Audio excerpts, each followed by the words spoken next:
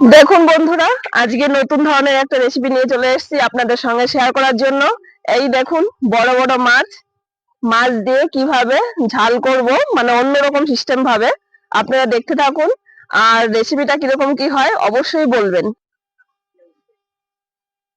দেখুন বন্ধুরা, মাছটাকে আমি লবণ দিয়ে দিচ্ছি পরিমাণ মতো, তারপরে দিয়ে দিচ্ছি একটু হলুদ, একটু সর্ষের তেল,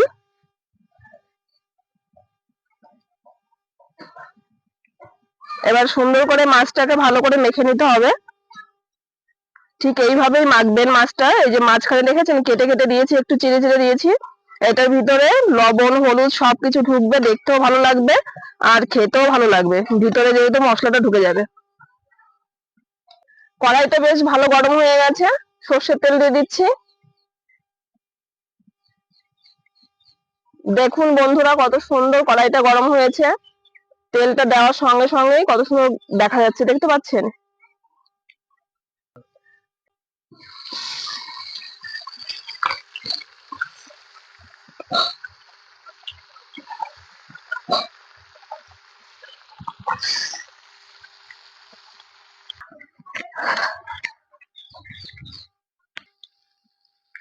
দেখুন বন্ধুরা, মাছটা এক পিঠ হয়ে গেছে, আমি উল্টে দিচ্ছি।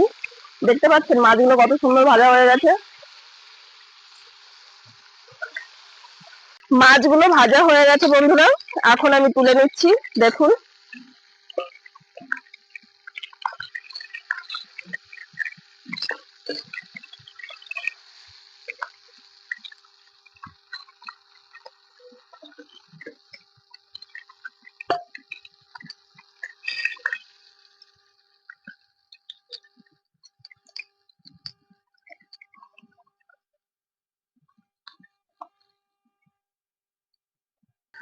তেজপাতা দিয়ে দিচ্ছি, তেলটা গরম হয়ে গেছে, একটু জিরে দিয়ে দিলাম, একটু লম্বা লম্বা সাইজের একটু আলু কেটে নিয়েছি,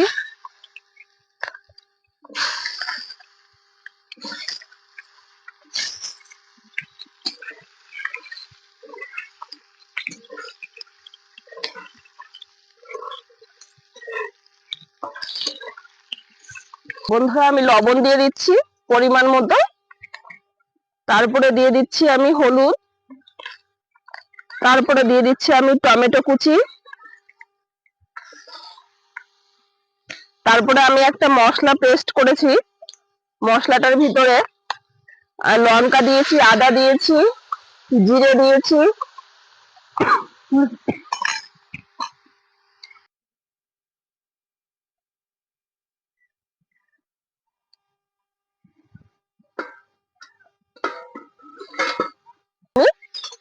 আর বন্ধুরা জল দিয়ে দিচ্ছি আমি পরিমাণ মতো।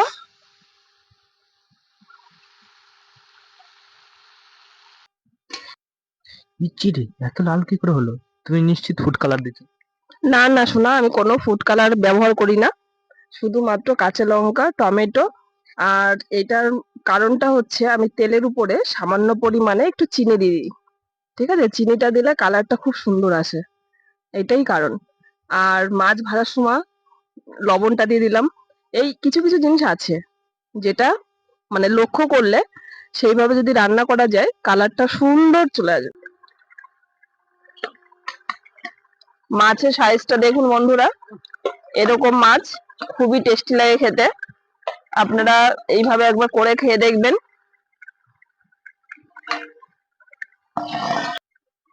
বন্ধুরা দেখুন, আমি মাছের ঝোল প্রায় হয়ে গেছে।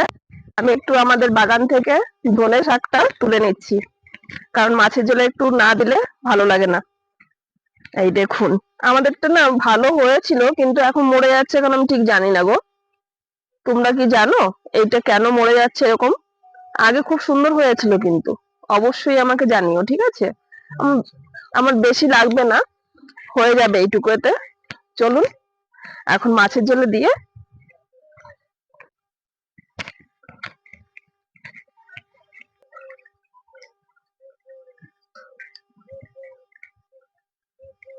আমার ছেলের খুব পছন্দ। একটু রান্নাতে শীতের দিনে একটু মানে ধনে শাক যদি না দিই ও বেশি একটা মানে খেতে চায় না। যদি ভালো করে করা হয় এইভাবে, ও ভীষণ পছন্দ। এই যে দিয়ে দিচ্ছি, ঠিক আছে? দেখুন কালারটা কত সুন্দর এসছে।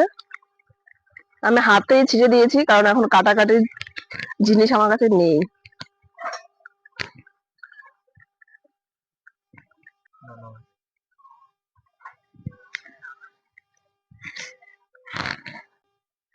দেখুন বন্ধুরা, আমার মাছের ঝোলটা পুরোপুরি কমপ্লিট হয়ে গেছে। আমি ঢেলেও নিয়েছি, আর আপনারা দেখুন মাছের ঝোলটার কালারটা কত সুন্দর এসছে। আর এইভাবে যদি আপনারা বাড়িতে একবার বানিয়ে খেতে পারেন, অবশ্যই আমি গ্যারান্টি দিয়ে বলছি আপনারা বারবার খেতে যাবেন। আর যারা যারা এই রান্নাটা দেখছেন, অবশ্যই একটুখানি লাইক, কমেন্ট, একটু শেয়ার করে দেবেন প্লিজ। একটু পাশে থাকবেন বন্ধুরা।